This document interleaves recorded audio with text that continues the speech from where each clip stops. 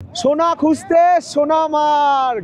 আরে ঠান্ডা, ওরে হাওয়া।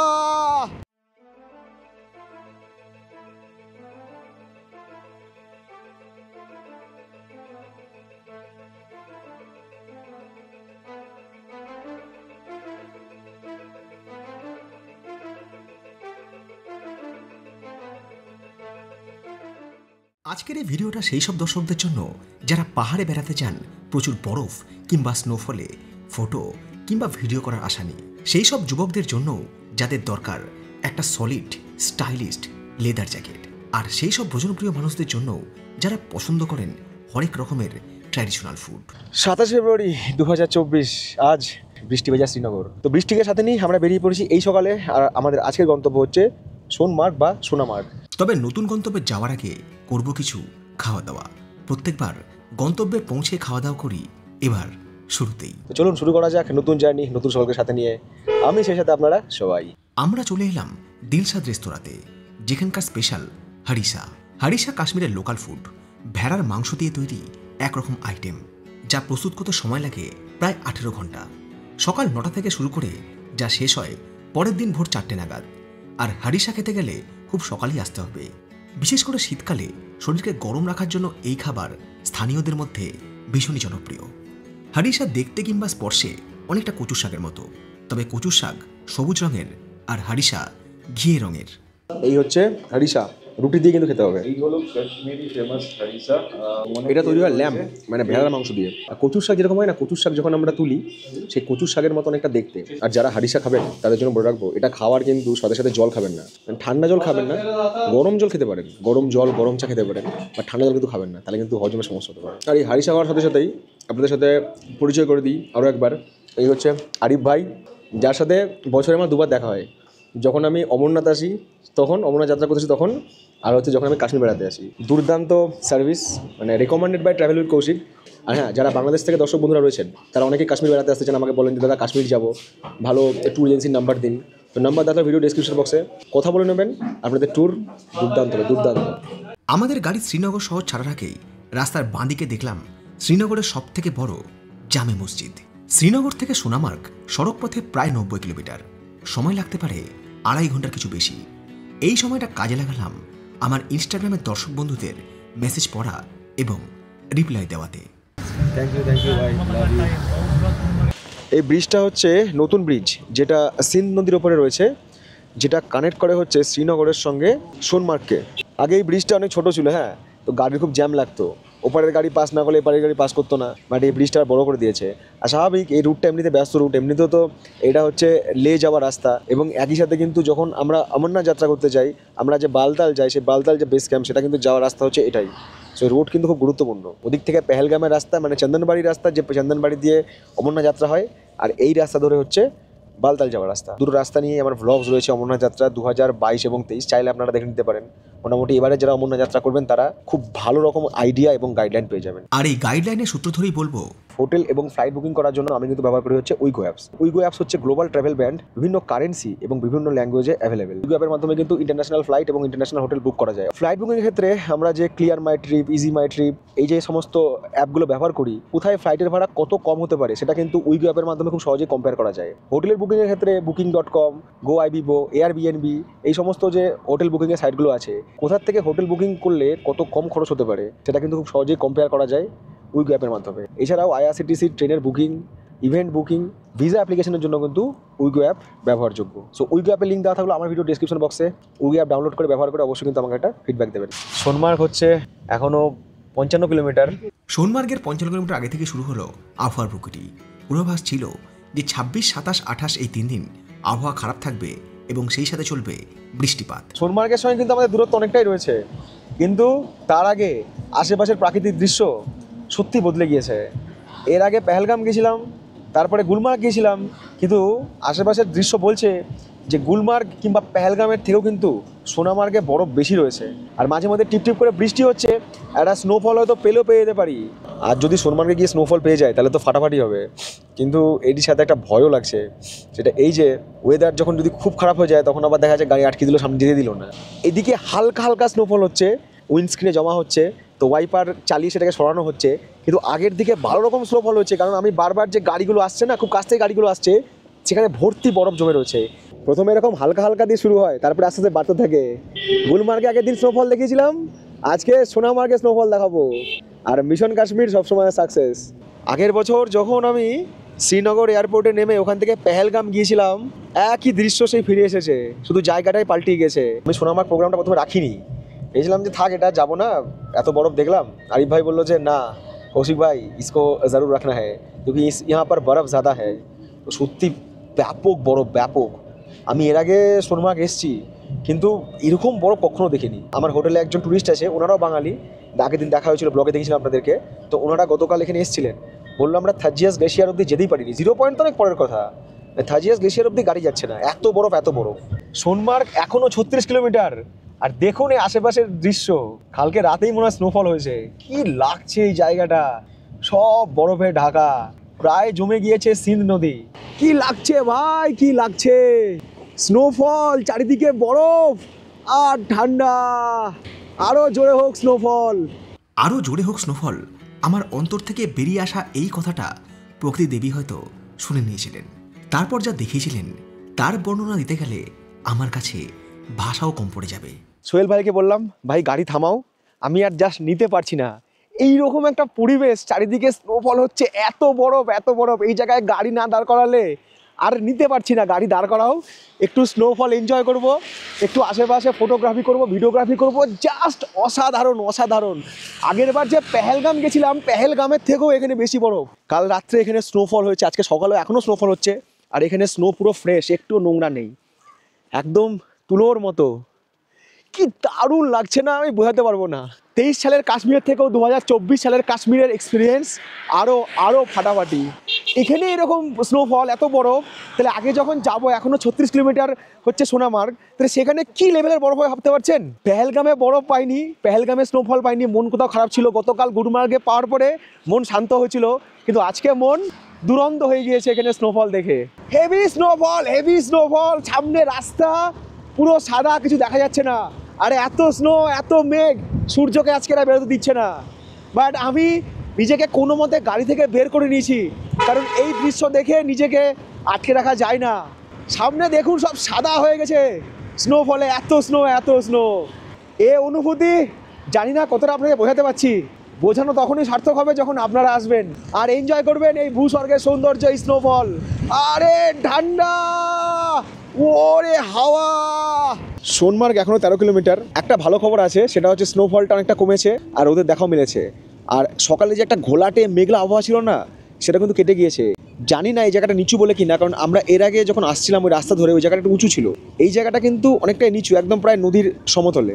এখানে এত স্নোফল হয়েছিল বা হয়েছে, জেসিবি দিয়ে রাস্তা পরিষ্কার না করলে গাড়ি চলবে না। পেছনে জেসিবি দিয়ে রাস্তা পরিষ্কার করা হচ্ছে। আমরা এত বরফ দেখতে ভালোবাসি, বরফ দেখার জন্য ছোটো ছোটো আসি, আর যারা এখানকার মানুষ তারা ভাবে কেন এত বরফ পড়ে, মানে কবে বরফ গলবে। সত্যি এখানকার মানুষের জীবন জীবিকা খুব চাপ হয়ে যায়। সময় বেলা 11:04 আমরা পৌঁছালাম গাগান গিয়ার বলে একটা জায়গায়। এটা সোনমার্গ থেকে অনেকটাই আগে, এবং এরপর থেকে কিন্তু আমাদের গাড়ি যাবে না। এরপর থেকে এখানকার গাড়িতে যেতে হবে যে গাড়িতে চেন বাঁধা রয়েছে। কিন্তু এই যে গাড়ি পরিবর্তনের ব্যাপারটা, এটা কিন্তু শুধুমাত্র বরফের জন্যই। এরপরে যখন আপনারা আসছেন, যখন রাস্তা ক্লিয়ার থাকে, বরফ থাকবে না, তখন কিন্তু আপনাদের গাড়ি সোনমার্গের থাজিয়াস গ্লেশিয়ার পর্যন্তই যাবে। বাট এই সময়, মানে আজকে ফেব্রুয়ারি মাসের 27 তারিখে, আজ কিন্তু এখানে প্রচুর বরফ, আপনারা দেখলেন হার সময় স্নোফল। আর সেই জন্যই কিন্তু আমাদেরকে এখানে আর কি গাড়ি পরিবর্তন করতে হবে। শুধু গাড়ি নয়, গাড়ির সাথে সাথে আপনারা যারা জুতো কিংবা জ্যাকেট ভাড়া করতে চান, সেটা কিন্তু ভাড়া করতে পারবেন। যেরকম গুলমার্গে ছিল সেরকম কিন্তু এখানেও রয়েছে। তবে আমি জ্যাকেট রেন্ট নেবো না, তবে জুতো রেন্ট নেবো। আর জুতো আর জ্যাকেট রেন্ট নিয়ে এখানে পড়বে হচ্ছে 350 টাকা। এখান থেকে জুতো রেন্ট নিলাম, এরকম গামবুটগুলো বরফে পড়ার জন্য। আর এই হচ্ছে আমাদের গাড়ি, যে গাড়ি করে আমরা যাব হচ্ছে এরপরে সোনমার্গের পথে। সোনমার্গ নিয়ে যাবে এই গাড়ি, আমাদেরকে নিয়ে যাবে এবং পৌঁছে দিয়ে যাবে এখানে। টোটাল নেবে হচ্ছে 3000 টাকা। এবার এখানে না মানে বার্গেনিং করতে হবে, কিন্তু এখানে এরা 5000 বলবে, 4000 বলবে। এখান থেকে সোনমার্গ হচ্ছে 9 কিলোমিটার, লে 350 কিলোমিটার, বালটাল 24 কিলোমিটার। গাড়ি ভাড়ার ক্ষেত্রে আরও একটা কথা আপনাকে বলে রাখি, এখানে দুরকমভাবে গাড়ি ভাড়া হয়। এক হচ্ছে আপনাকে সোনমার্গ ড্রপ করবে, আবার ফিরে নিয়ে আসবে, সেটা হচ্ছে 2000 পার গাড়ি। আর যদি আপনাকে সাইড সিনগুলো আছে, যেগুলো আছে রাস্তার পথে, দু একটা সাইড সিন পড়বে, সেগুলো দেখা যায় নিয়ে যায়, আপনি দাঁড়াবেন, ভিডিওগ্রাফি করবেন, ছবি তুলবেন, মানে সময় লাগবে, সেক্ষেত্রে নেবে হচ্ছে 3000 টাকা। সোনমার্গ হচ্ছে লাদাখ আর শ্রীনগরের কানেক্টিং পয়েন্ট, কিন্তু শীতকালে বরফের কারণে ওই সোনমার্গ থেকে জজিলা পাস পর্যন্ত সেই রাস্তায় এত বরফ থাকে কোনো গাড়ি যেতে পারে না। ওই জন্যই তৈরি হচ্ছে পাশাপাশি জজিলা টানেল। এই টানেল তৈরি হয়ে যাওয়ার পর সারা বছর গাড়ি চলাচল করতে পারবে শ্রীনগর থেকে লাদাখের মধ্যে। কিছুটা পথ এইভাবেই চলার পর হাত দেখিয়ে গাড়ি দর করালো স্থানীয় টুরিস্ট পুলিশ। आपको जाना है ऊपर सोनमार्ग। হ্যাঁ, सोनमार्ग में आपको स्नो बाइक मिलेगी। আর একই সঙ্গে টুরিস্ট পুলিশ আমাদের কিছু ইনফরমেশন শেয়ার করলো এই সোনমার্গ ঘুরে দেখার ব্যাপারে। সোনমার্গ গুলমার্গে তো প্রচুর রকম স্ক্যাম চলে। এখানে টুরিস্ট পুলিশ আমাদের গাড়ি দাঁড় করালো। গাড়ি দাঁড় করার পরে জিজ্ঞেস করলো গাড়ির ভাড়া কত দিয়েছেন, বললাম, প্লাস ওনাদের নাম্বারও দিল। বললো যদি কোনো মানুষ আপনাদেরকে ডিস্টার্ব করে ওখানে গিয়ে স্ক্যাম হয় কোনো রকম আমাদেরকে জানাবেন। আর ওপরে যে স্লেজ গাড়ি চলে এবং স্নো বাইক চলে তার কত কি রেট হতে পারে সেটা এখানে বলে দিল। স্লেজ গাড়ি হচ্ছে 1 ঘন্টায় 500 টাকা, স্লেজ গাড়ি হচ্ছে 1 ঘন্টায় 500 টাকা, স্নো বাইক হচ্ছে 1 ঘন্টায় 600 টাকা। টুরিস্ট পুলিশের কাছ থেকে ট্যুর সংক্রান্ত ইনফরমেশন নিয়ে আবারও যখন আমরা রওনা দিয়েছি সোনমার্গের পথে, তখন বদলাতে শুরু করেছে আশেপাশের প্রকৃতি এবং সেই সঙ্গে পরিবেশ। এই পথেই চোখে পড়ল চারিদিকে বরফের দেওয়াল তুলে দিয়েছে এই অঞ্চলের নিম্নগামী পারদ। ট্যুরিস্টদের যাতায়াতের কথা ভেবেই রাস্তা পরিষ্কার করে দেওয়া হয়েছে। প্রকৃতি এখানে কঠোর আর একই সঙ্গে হিমশীতল। তার প্রভাবে জমে গিয়েছে পাশ দিয়ে বয়ে যাওয়া সিন্ধ নদী। এই দৃশ্য সচরাচর দেখা সম্ভব নয় কাশ্মীরের অন্যান্য জায়গায়।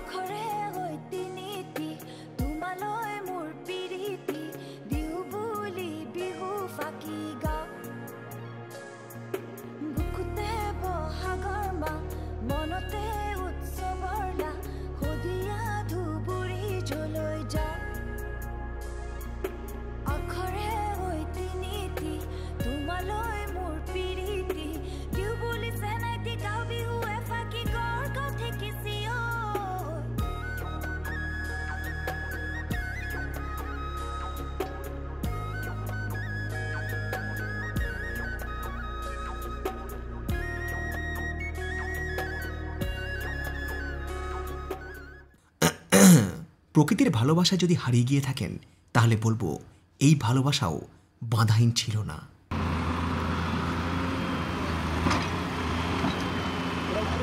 রাস্তায় বরফের পরিমাণ এতটাই বেশি যে জেসিবি দিয়ে সেই বরফ কেটে কেটে রাস্তা সাফ করার কাজ চলছে এবং একই সঙ্গে সেই রাস্তা পরিষ্কারের কাজে হাত লাগিয়েছে স্থানীয় কর্মীরা। এখানে ট্রাফিক ওয়ান ওয়ে, একদিকের গাড়িকে আটকে রেখে তারপর আরেক দিকের গাড়িকে ছাড়া হচ্ছে। আর এই রাস্তা খুলে দেওয়ার পরই আমাদের চোখে এলো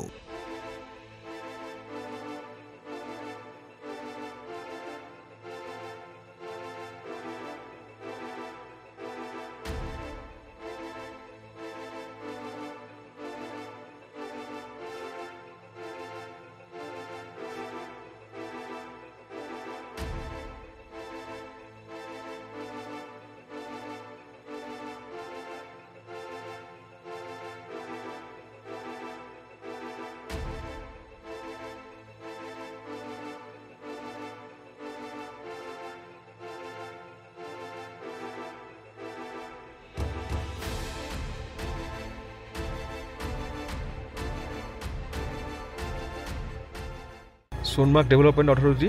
এখানে প্রত্যেকটা গাড়ির জন্য লাগবে হচ্ছে 50 টাকা করে। এই 50 টাকা আমাদেরকে পে করতে হলো, মানে টুরিস্ট পার্টিকে। এখানে নোট করা হচ্ছে প্রত্যেকটা গাড়ির নাম্বার, কোন গাড়ি যাচ্ছে না যাচ্ছে। সিন্ধ নদীর সেতু পার করে আরও খানিকটা পথ চলে আমরা অবশেষে পৌঁছে গেলাম আমাদের ডেস্টিনেশন সোনমার্গে, যেখান থেকে খুব কাছে রয়েছে থাজিয়াস গ্লেশিয়ার। সময় বেলা 12টা, আমরা পৌঁছে গেলাম সোনমার্গে। আর এই হচ্ছে সোনমার্গের থাজিয়াস গ্লেশিয়ার যাওয়ার রাস্তা। এই রাস্তা ধরেই সোজা চলে গেলে হচ্ছে জজিলা পাস 0 পয়েন্ট, কিন্তু জজিলা পাস যাওয়ার রাস্তা বন্ধ এই স্নোফলে বা এই বরফে।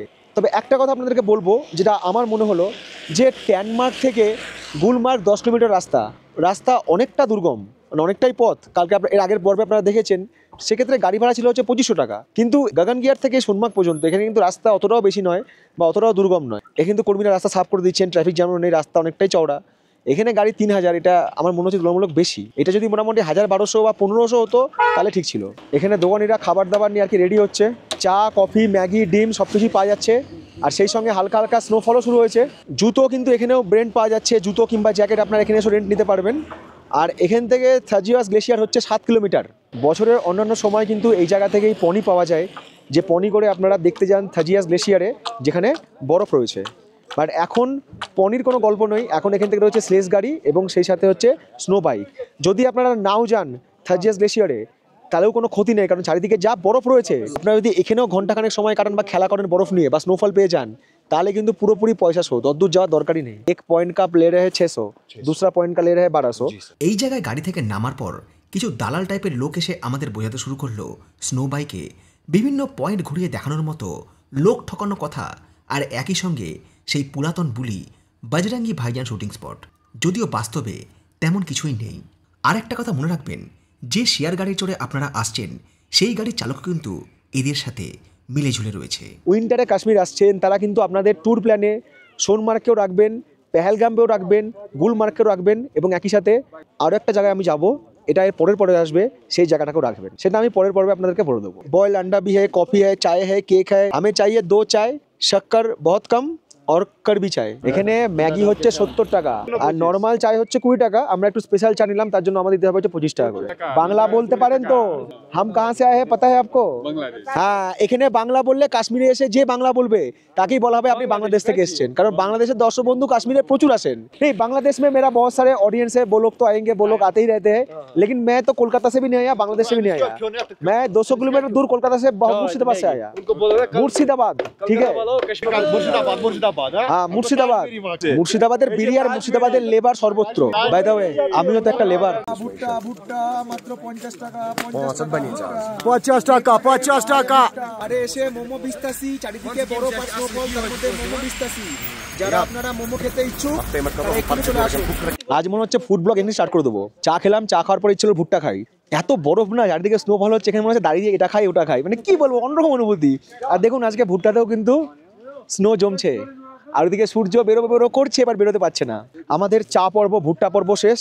এখন আমরা যাচ্ছি স্নো বাইকের কাছে। তো এখানে যারা স্নো বাইক আর কি রাইড করাচ্ছে তারা নানা রকম আর কি প্রলোভন দেখাচ্ছে। কীরকম প্রলোভন?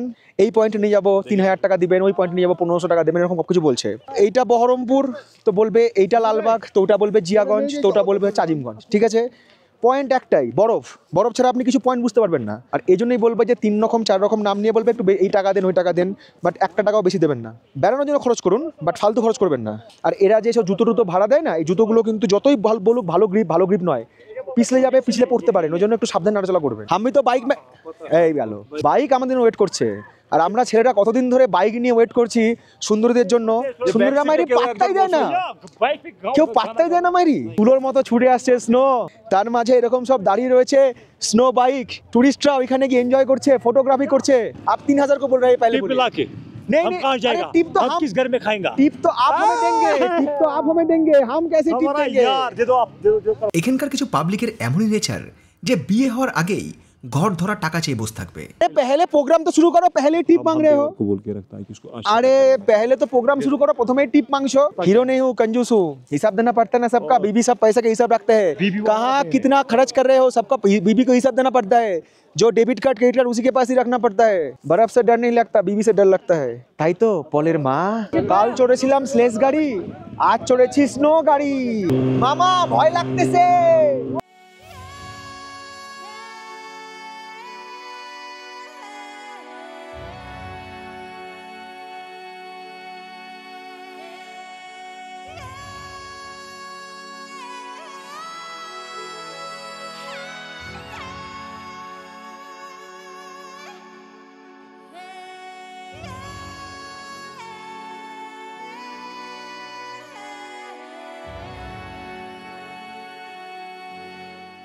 এখানে শুধু পয়সার ধান্দা। ওখানে আমাদের দাঁড় করালো খানিকটা নিয়ে এসে ওই স্নো বাইকগুলো দিয়ে বলছে আপনারা সেলফ ড্রাইভ করুন, সেলফ ড্রাইভের জন্য আলাদা টাকা লাগবে। আলাম কত করে? বলছে দুজনের 1200 টাকা, 600 টাকা করে। আলাম ভাই 300 টাকা করে দেবো, 300 300 600 চালাবো, ভিডিওগ্রাফি করবো। না, হবে না। এই পাবলিকের শুধু মুখটা দেখুন, যেন ভাজা মাছটা উল্টে খেতে জানে না। যে বল रहा था कि बहुत दूर लेके जाऊंगा, वहां लेके जाऊंगा, बजरंगी शूटिंग नहीं दिखेगा। কোনো টাকাই দিবা না ওকে, এখানে কিচ্ছু করো না। এটা পুরো টাকার কুমির, টাকার চুষার কুমির এরা। অনেকে আছেন যারা রিলস বানাতে ভালোবাসেন, এরকম সব বরফের মধ্যে সুন্দর সুন্দর রিলস। তো এখানে নানা রকম আর কি ফটোগ্রাফার, ক্যামেরাম্যানরা আছেন, তারা কিন্তু আপনাদের ফোনে আপনাদেরকে সুন্দর সুন্দর রিলস বানিয়ে দেবে। মানে আপনাকে বেশি তাকঝাক কষ্ট করতে হবে না, এরা প্রফেশনালরাই বানিয়ে দেবে। এদের বিভিন্ন রকম রেট আছে, 300 টাকা, 400 টাকা। আপনারা একটু দরাদরি করে কথা বলে নেবেন যে আপনারা কতগুলো রিলস, কতগুলো ভিডিওস বানাতেন এই জায়গায় এসে। বাট আমি বলবো যে এই জায়গায় এসে কিন্তু রিলস ভিডিও বানাতেই হবে, নাহলে কিন্তু এখানে আসা বৃথা। সেটা এদের কাছ থেকেই বানান কিংবা আপনারা আপনাদের ফোন দিয়েই বানান। এখানেও দোকান রয়েছে যেখানে চা, কফি, কাওয়া আপনারা পেয়ে যাবেন। স্লেজ গাড়ি গল্পটা শুনুন বলি, मतलब कोई एक गाड़ी करे तो एक गाड़ी का कितना लेते हो और कहाँ तक ले जाते हो? पूरा ग्लेशियर घुमाते हो? पूरा ग्लेशियर मतलब कहाँ से कहाँ तक? इस पहाड़ी के पीछे जाना है। भाईजान आएगा उसमें। बजरंगी भाईजान एखनो आसबे। हाँ, राम तेरी मेरी गंगा मेरी। गंगा मैली यहाँ पर शूटिंग हुआ था। गंगा यहाँ पर कहाँ दिख नहीं रहा है मुझे। हम दिखा के लेंगे ना। আরও কিছুক্ষণ ধরে যদি এই প্রশ্ন পর্ব চলতো তাহলে হয়তো বলতো বেদের মেয়ে জ্যোৎস্না শুটিংও এইখানেই হয়েছে।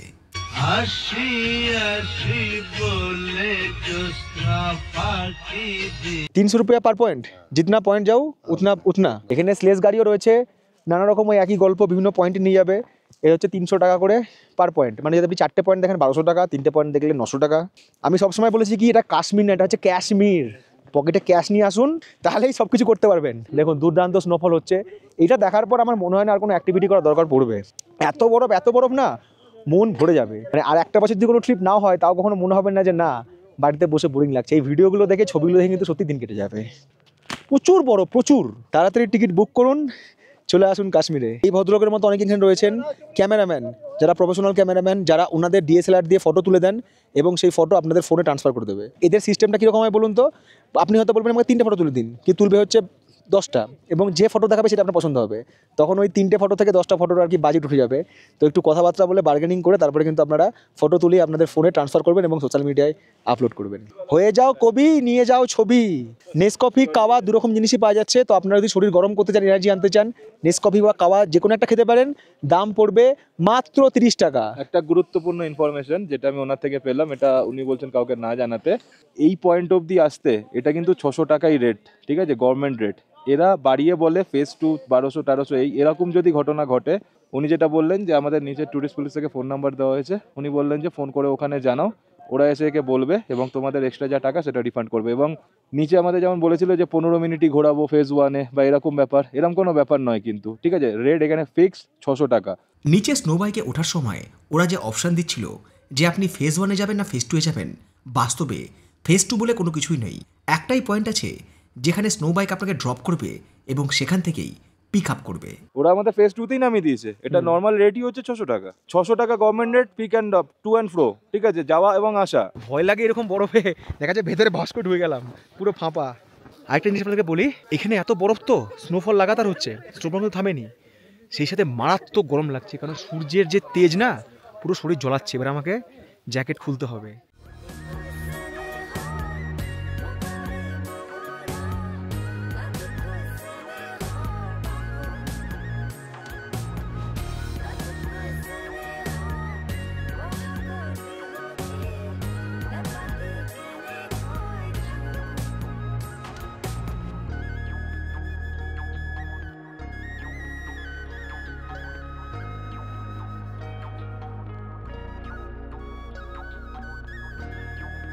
সোনমার্গ থেকে রওনা দিয়ে যখন শ্রীনগরে এসে পৌঁছালাম তখন বিকেল ফুরিয়ে প্রায় সন্ধে হব।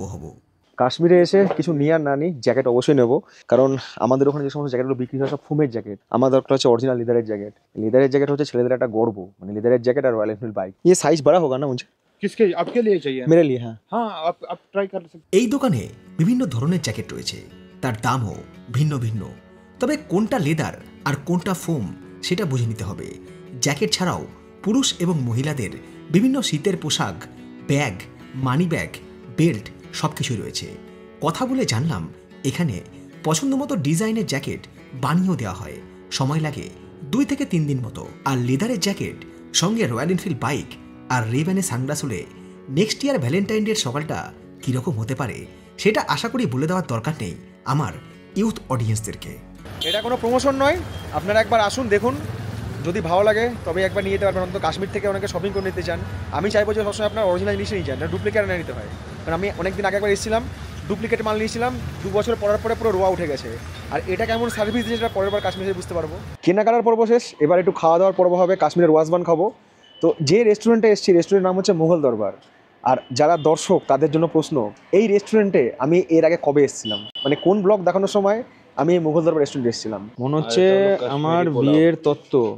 এই আমরা অর্ডার দিয়েছি হচ্ছে ওয়াজবান। আমি ওয়াজবানের নাম শুনেছি, ফাইনালি আজকে ওয়াজবানের পুরো চেহারাটা দেখছি। দেখুন কত রকম আইটেম আছে। এটা হচ্ছে রোগান জুস, রিস্তা, গুস্তাবা, কাবাব, তাবাক মাছ, চিকেন, পনির, কাশ্মীরি পোলাও। এই হচ্ছে টোটাল ওয়াজবান, তাও হচ্ছে হাফ। ফুল হলে আমার ছবিতে ফুল মালা পড়ে যেত খেতে খেতে। এবার আমি একটু ফুড ব্লগারের ভূমিকা অবতীর্ণ হব, একটু খাবারের রিভিউ দেবো, কেমন খেলাম, কীরকম টেস্ট, একটু মাংসটাকে দাঁতে করে টেনে ছিঁড়বো। বন্ধুগণ, আলো বড্ড কম। প্রথমে আমি খাবো হচ্ছে কাবাবটা, মাটন কাবাব। মাটন কাবাবটা দুর্ধর্ষ, রুটি দিয়ে ফাটাফাটি লাগবে। এবার একটু কাশ্মীরি পোলাও ট্রাই করি। কাশ্মীরি পোলাওয়ের অন্যরকম টেস্ট, ঝাল আছে, মশলা আছে। এটা কিন্তু ওখানে ভাববেন না যে আমাদের ওখানকার পোলাওয়ের মতো, টোটালি আলাদা। এটা হচ্ছে মাটনের আইটেম, তাবাক মাছ। আমরা এখন চিকেন ফ্রাই খাই না, তেমনি একটা মাটন ফ্রাই। নেক্সট আইটেম হচ্ছে চিকেন। চিকেন অনেক সফট, বেশ ভালো, কিন্তু খুব ঝাল। গোস্তাবা মাটনের আইটেম, গোস্তাবা আর রিস্তা মানে টাকি খেতে। ঝোলটা দেখুন কীরকম লাল টকটকে ঝোল। এটা আমি আগের দিনও খেয়েছিলাম, রোগান জুস, বিভৎস লাগে। মানে আমাদের ওখানে খাসির মাংস যাকে বলে। কিন্তু যারা ঝাল খায় না আমার মতো, তাদের জন্য একটু কষ্ট হবে। মানে একদমই ঝাল খাই না তো, সব খাবারই ঝাল ঝাল লাগছে। খাবার শেষে আসে হচ্ছে উপহারের পালা। উপহার মানে হচ্ছে বিল। তো এই যে আমরা ওয়াজওয়ান খেলাম হাফ, এত আইটেম খেলাম, এত কিছু আইটেম, দুটো জলের বোতল প্লাস জিএসটি নিয়ে 2559 টাকা। সব খেতে পারিনি, চিকেন টিকেন কিছু আর কি মানে ওয়েস্ট হয়েছে। এত আইটেম খাওয়া যায় না, প্রচুর আইটেম। তবে যারা ঝাল খেতে ভালোবাসেন তাদের জন্য আমি বলবো যে ওয়েলকাম। আর যারা আমার মতো ঝাল খেতে ভালোবাসেন না, তাদের জন্য বলবো যে বাইরে বেরিয়ে একটা মিষ্টি খান। কাশ্মীর ভ্রমণের পরবর্তী এবং শেষ পর্বে আমি আপনাদের সাথে শেয়ার করব কাশ্মীরের একটা অফবিট লোকেশন, যার নাম দুধপাত্রি। আর সেখানে গিয়েও আমরা একইভাবে প্রচুর বরফ এবং স্নোফলের সাথে এনজয় করব।